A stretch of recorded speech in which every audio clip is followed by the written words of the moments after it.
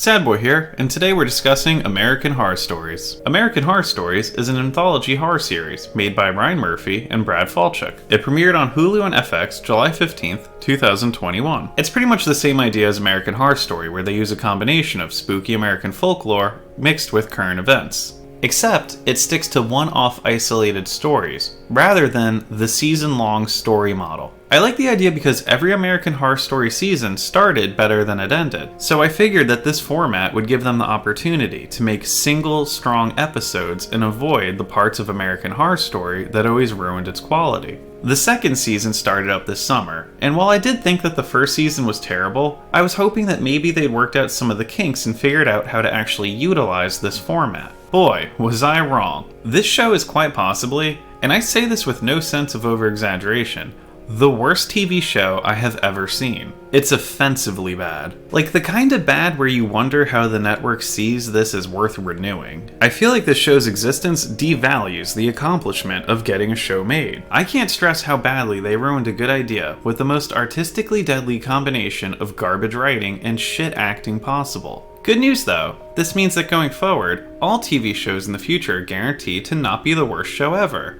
So congrats Ryan and Brad. You did it. You set that bar so low that it is inconceivable that a show will ever fail this hard again. This seems like hyperbole, right? But it's not. To save time, I'm gonna go over a few episodes from each season, but 99% of this show is trash. Season 1 starts off on a weak note. They really tripped at the starting line. It's a two-parter that takes place in Murder House, because we haven't spent enough time in that setting. This begins the entire spinoff with a sense of insecurity, and it's very cheap, like they're using nostalgia bait to win you over. It is some low-quality, melodrama, high school creative writing class level storytelling. Girl gets bullied, and then girl murders bullies. That's really it in terms of content. Oh yeah, and now, get this, Rubber Man is Rubber Woman. Talk about a girl boss. Rubber Woman is also the name of the episode. Even the title of the episodes are bad. Like, I don't really care that much about the name of an episode of a TV show,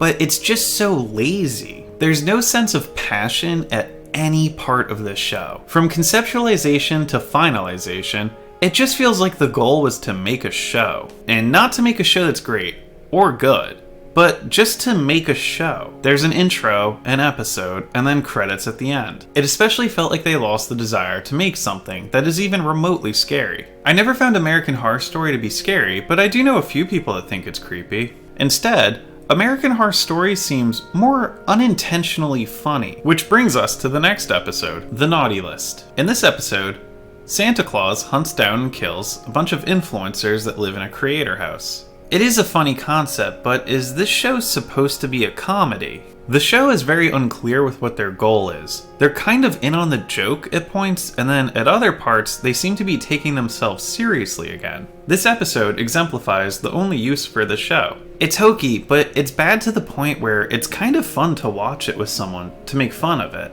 Of all the episodes from this season, it's the most entertaining, but not because it's in any way a good episode of a show. It's just less infuriating than other episodes because it feels like it's not really trying. So in this way, the experience of watching it is at least more honest. I also want to go over the last episode of the first season. It's called Game Over. It's a very spastic story that tried to utilize a creative narrative device, but it falls on its face. This mom is trying to fix her relationship with her child by making an American Horror Story video game because it's his favorite show of all time. I mean, seriously, talk about a masturbatory concept. Her game is falling apart, it's not very good, so for inspiration, she decides that she is going to move into Murder House.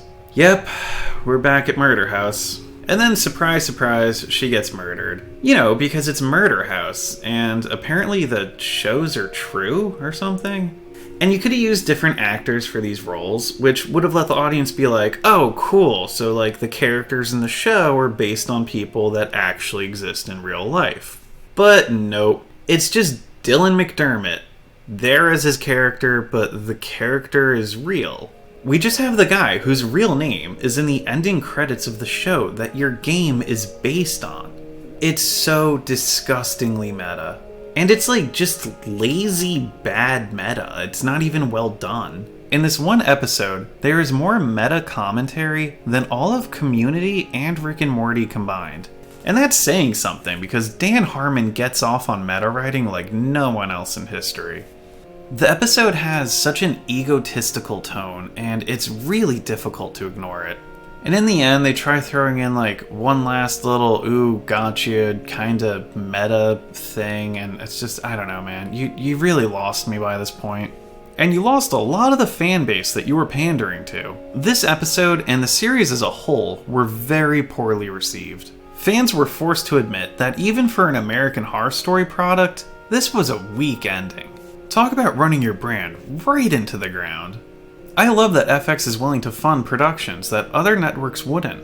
I genuinely respect them for that, but the low quality of this show is killing one of their most iconic brands. It's not as much watering it down as it is drowning it in mediocrity. And at this point, I guess they were like, well, let's just hold its head underwater until there's no more bubbles. Because then after this, we actually get a second season. FX executives said, oh hey, so this show is hated by the few people that still think fondly of American Horror Story universe? Yeah, let's just do it again. And just, wow. It has 3 episodes that are such bad television that I'll pretty much only talk about them. The first episode I want to talk about is titled Drive. Drive is a play on that old campfire story about a car following a woman driving and flashing the high beams at them. And then they do that whole twist where it's like the killer is actually in the backseat of the car and the one following you is flashing the high beams trying to help you. The episode takes this classic story model and then they put in a little bit of a twist to try to catch you off guard. This idea was actually kind of fun and a little bit creative, but the dialogue was just so fake and the acting was just atrocious. Everyone's performance felt plastic and just very forced. And just all the lines, the dialogue, everything about it comes across childish. It's like a kid writing an edgy conversation from this like tough, badass chick. You almost ruined everything. You almost ruined the one reason I have for being on this earth. Oh, what you really want is a mark. From the bottom of my heart, cowboy, there's only one thing I want from you. Just one thing. Here it comes. Get the fuck out of my car. If there was a killer in my backseat, then he's still there because, hello, I'm alive and thriving. And even just like the setting of the episode is immature. These people live in the most insane mansion, but neither of them seem to work. And I guess maybe this idea could have been pulled off if it wasn't for 2 things. The actress playing the main character and the writer of the episode. This episode stars Bella Thorne, and holy shit, she is god-awful. It feels almost cruel that they would film this performance and then put it on TV. It's like they're pranking her. Throughout this episode, she really can't emote. She seems like she's struggling to just deliver a basic line. I don't know, she just looked lost in this performance. But my issue isn't with her. Her agent, manager, and the show's creators did her a real disservice by letting this happen. But it's not like she could have done very well anyway, because the script that she had to read from was so amateur. It was written by somebody that now I kind of hate. His writing is weak, and I've noticed that when his name does appear on something, it's always one of the worst versions of that media. His name is Manny Cotta. Manny's behind a lot of the worst writing in all of American Horror Stories. I've noticed that his name always pops up in the credits of episodes that I consider to be the worst. It's like they bring him in just to ruin an episode. Like, hey, how can we make this unravel into incoherent trash? Oh, I got it. Call Manny. He did such a bad job with writing this episode that you would think he's like new to writing or something, but no, he's been writing on TV for years. I cannot understand how this guy keeps getting work, or how with years of practice he hasn't become a better writer. You would think he would at least unintentionally grow as a writer over the years. And while I can't stand Manny's writing, and I really hated Drive, there is another episode that I want to talk about that I hated way more. It's called Milkmaids. I mean, I couldn't even finish it. It doesn't do anything original. It relies purely on gross out tactics. The only thing they do in this episode is show pus. They even break the fourth wall for someone to shoot a pustule onto the camera lens. And that's it, it's just gross. That's the whole thing they do. I have a strong sense of disdain for grotesque content. It gets used in a number of ways, but the two genres that you see trying to make it work are comedy and horror. And it isn't funny or scary. I feel like using grotesque subject matters and images in an attempt to create horror is kinda like when people use racism for humor. Writers of this style of content are the same kind of people that would respond to criticism of a racist joke with the allegation of me just being too woke. The difference being, with gross out horror, they would just say that I'm being overly sensitive. But that isn't the case. You're not being provocative. The truth is, you lack talent, and you don't like being called out on it. Anyone can just sit around trying to write the most disgusting thing possible. But this particular piece of garbage was written by Our Lady J. I'll be happy if I never see another thing by this person. The episode takes place during early colony days. There is some cannibalism stuff going on in the episode, but really, the episode is only about pus. And it's impossible for me to overstate how awful this was. It is very rare for me to not finish something, but yeah, I bailed on this one. Another episode that I really felt like I needed to address was Facelift. Facelift embodies one of the biggest issues that every American Horror Story product deals with: writing that completely falls apart at the end. Facelift did actually start out okay. It really wasn't that bad. The subject matter was a lot more interesting than Milkmaids, and the acting was a lot better than Drive. But at the end of the episode, they start using something called "and then" writing, which is one of the most destructive writing styles you can use. This is a writing style which results in a complete disconnect of events.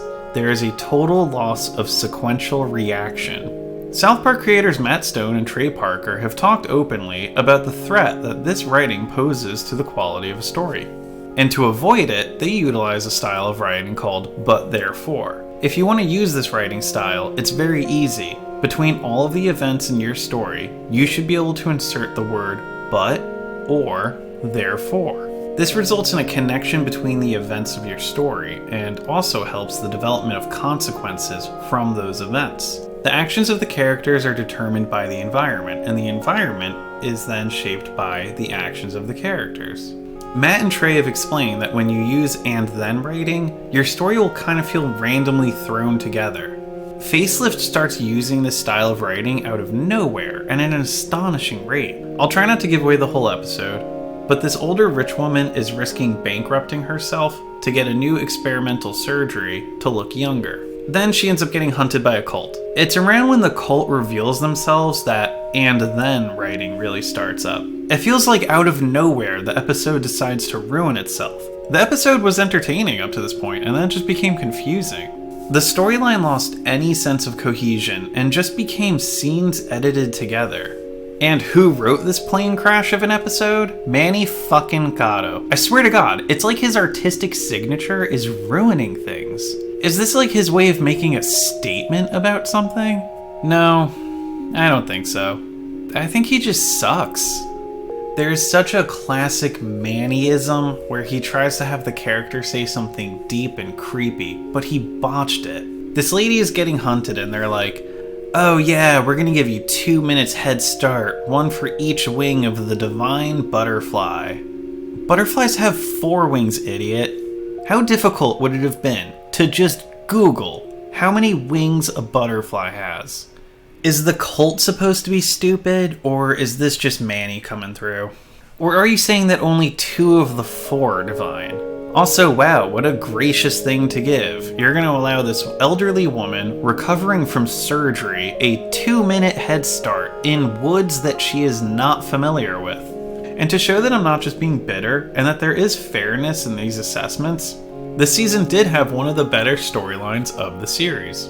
It's the only episode of American Horror Stories that I think was actually pretty good.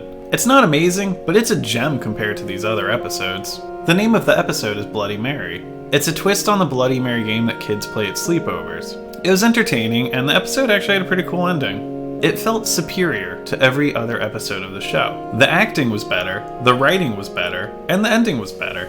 It was even just more believable than other episodes. It felt like something supernatural did happen just kind of by chance, and that it caused a series of unfortunate events. The ending was even a little bit sad, which I always appreciate in horror. This episode was written by Angela Harvey, and seriously, good job, Angela. She seems to be the best writer at American Horror Stories. Please just make her involved in more of the writing, and take Manny and Our Lady J out of the room. These two can't write at a professional level, and they're killing any potential of American Horror Stories succeeding. And Angela proved that the concept can work. The show will probably get a third season, even though it didn't even deserve a second one. It's just terrible and I hate it. But if they bring it back, I'm sure that I'll watch the entire season, and then I'll be upset about how bad it was. So maybe I'll make a follow-up video about this next year. If you like the video, please like and subscribe. Go to my Patreon if you want to give me money. See you next time.